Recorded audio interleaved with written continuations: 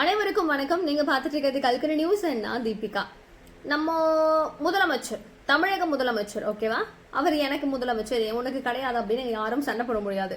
தமிழ்நாட்டுக்குள்ள இருக்கிற ஒரு மனிதர்களுக்கும் இப்போதைக்கு முதலமைச்சராக அந்த ஆட்சிப்படத்துல உட்கார்ந்துட்டு இருக்கக்கூடிய முதலமைச்சர் யாரு அப்படின்னு கேட்டீங்கன்னா விஜய் அவர்கள். கரெக்டா? ஸோ திமுகவை நம்ம என்னப்பா அவதான் பயங்கரமா டவுன் ஆயிட்டு இருக்காங்க. என்ன விசிக்க ஒரு பக்கம் பிடிங்கிட்டு போகுது, வைக்க ஒரு பக்கம் நீங்க எப்ப கூப்பிடுவீங்களா நான் வரேன் தவைக்காக்கு அப்படின்னு சொல்லிட்டு திணறிட்டு இருக்கிறாரு. கம்யூனிஸ்ட், ஐயுஎம்எல் எல்லாமே போயிருச்சு, ஃபியூஸே போயிட்டு இருக்கு. அதிமுக இன்னும் டல் அடிச்சிட்டாங்க. முன்னாடி மாதிரி இவங்க கிட்ட பெருசா ஒன்றும் இல்லை. சரி விடுதிப்பிக்காங்க, அதெல்லாம் கொஞ்சம் பெருசா பேசக்கூடாது அப்படின்னு பார்த்தா அப்படிலாம் சொல்லாதீங்க. நான் வருவேன், நான் வந்து கொண்டே இருப்பேன், நான் செய்து கொண்டே இருப்பேன், நீங்க என்ன பேசிக்கொண்டே இருக்கணும் அப்படிங்கறத தீம்ல திமுக தெளிவா இருக்குது போல. சரி, ஒரு ஐடி விங்க இவ்வளவு கேவலமான வேலை செய்வாங்களான்னு பயங்கரமான ஒரு புகழாரம். நீங்க சொன்ன நம்ப மாட்டீங்க. ஒரு ஐடி விங் எப்படி வேலை செய்யணும், ஒரு ஃபேக்ட் செக் அப்படிங்கிறது எப்படி நடக்கணும், சரி நிறைய கிரிட்டேரியாஸ் இருக்குங்க, நீங்க எப்படி இப்பெல்லாம் பண்ணலாம் அப்படின்னு சொல்லிட்டு பொழந்து கட்டுறாங்க பல பேர். சரி தீபிகா, நீ பெருசா பேசாத, எனக்கு சொல்லு விஷயம் என்ன அப்படின்றது எனக்கு கேக்குது. உடனே ஒன்று சொல்றேன். இப்போ ரொம்ப சமீபத்தில் நம்ம விஜய் அவர்கள் என்ன பண்ண, முதலமைச்சர் வந்துட்டு இங்கே இந்த கொல்லூர் மூகாம்பிகை கோவிலுக்கு போயிருந்தார், கர்நாடகாவில். கரெக்டா? ஸோ அங்கே போயிருந்தாரு, போய் விசிட் பண்ணியிருந்தாரு. அந்த டெம்பிளுக்கு வந்துட்டு ஒரு வால், வெள்ளி வால் வந்து பரிசாக கொடுத்துருந்தாரு. இது எல்லாமே நம்ம பார்த்தோம். போயிட்டு செல்ஃப் டிரைவ் அவ போனாருங்க. ஜோசப் விஜய் அப்படின்னு சொல்லக்கூடிய அந்த நபர் எப்படி வந்து ஒரு ஹிந்து கோவிலுக்கு போகலாம், எப்படி போகலாம், அது வந்து என்ன விதத்துல சாத்தியம், இது எல்லா மதமும் சம்மதம் அப்படிங்கறத அவர் எப்படி எடுத்துட்டு போலாம் அப்படிங்கிற விஷயத்த நேரடியெல்லாம் கேட்காம அவர் ஜோசப் விஜய்னு இருக்கு போலாமா, அதெல்லாம் எப்படி நியாயமா இப்படி? ஏன்னா சிறுபான்மையினர் எடுத்துக்க முடியாதுல்ல. கிறிஸ்டியன்ஸ் வந்து போவே கூடாது, இவங்க ஏன் அங்க போறாங்கன்ற கேள்வி கேட்டா நாளை பின்ன அவங்க ஓட்டு போட மாட்டாங்க பாருங்க. ஸோ அதனால தெளிவா ஒரு ஸ்கெட்சப்பை பண்ணிக்கிட்டு நம்ம பார்த்துக்கலாம், சொல்லிக்கலாம், கேட்டுக்கலாம், பொறுமையா பேசிக்கலாம் அப்படிங்கிற மாதிரி வளவள கொலான்னு இவங்க எடுத்துட்டு போயிட்டு இருக்காங்க. சரி, அவர் கோயிலுக்கு போனா உங்களுக்கு என்னங்க பிரச்சனை? நான் கேட்கறேன். கோயிலுக்கு போனா என்ன பிரச்சனை, சர்ச்சுக்கு போனா என்ன பிரச்சனை, அவர் மசூதிக்கு போனா என்ன பிரச்சனை, உங்களுக்கு என்ன பிரச்சனை? உங்களை மாதிரியா உபதியை நல்லா பெருசா அடிச்சுக்கிட்டு ஐயோ கேமரால கேட்ச் ஆயிர போதும் அப்படின்னு சொல்லிட்டு சறுக்குன்னு ஒரே தொண்டை தொடச்சிக்கிட்டு போறதுக்கு? இல்ல வைஃப் வீட்டுல இருக்கிற பெண்கள் எல்லாரும் கோயிலாக சுத்துவாங்க, பட் நாங்களாம் வந்து மத சார்பற்ற கூட்டம் அப்படின்னு என்னதான் சொன்னாலும் எங்களுக்கு நம்பிக்கை கிடையாது, நாங்க பெரியார் வழியில போவோம், கடவுள் நம்பிக்கை அதெல்லாம் எதுவுமே இல்லை அப்படின்னு சொல்லி பேசுறதுக்கா?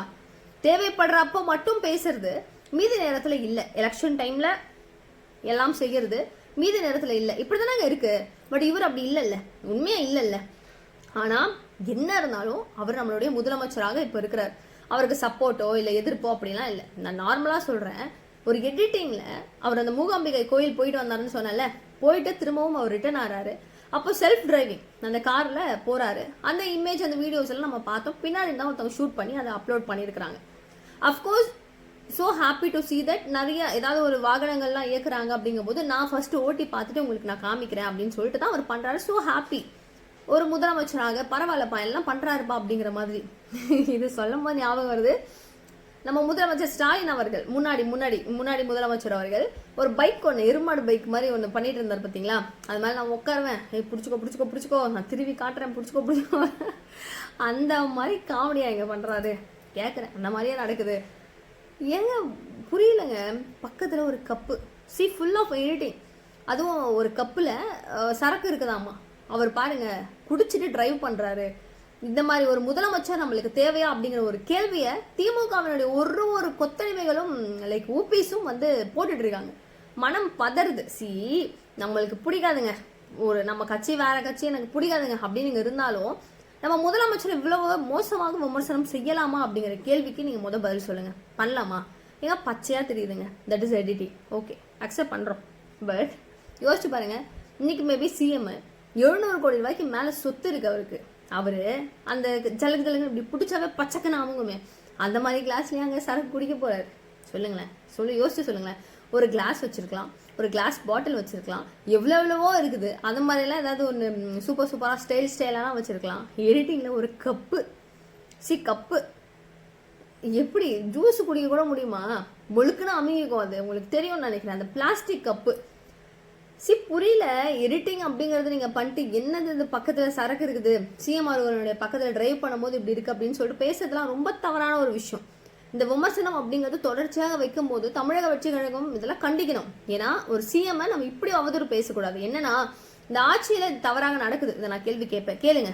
ஆவின் கிரீன் அதாவது பாக்கெட் கிரீன் மேஜிக் பாக்கெட் வரல அப்படின்னு சொல்லிட்டு அண்ணாமலை வந்து குற்றம் சாட்டி இருந்தார் இல்லையா. இந்த மாதிரி பொதுமக்களுடைய பிரச்சனையை கேளுங்க. கரண்ட் பவர் கட் ஆயிட்டு இருக்கு, பேசுங்க, கேளுங்க. சட்டம் ஒழுங்கு இன்னும் சரியாக சீர்திருத்தப்படலை, கேளுங்க. எல்லா உரிமைகளும் இருக்கு. அந்த சட்டம் ஒழுங்கா இல்ல மத்த இந்த ஆட்சியில பிரச்சனை அப்படிங்கிறது இருக்கா, பேசுங்க. ஒரு தனிநபருடைய ஒழுக்கத்தை பேசுறதுக்கு நம்மளாம் யார்? அவர் செய்திருந்தா பேசலாங்க, செய்யலையே. நம்மளா கிரியேட் பண்ணி பேசுறது எவ்வளவு தவறான ஒரு விஷயம் அப்படிங்கறத யோசிங்க.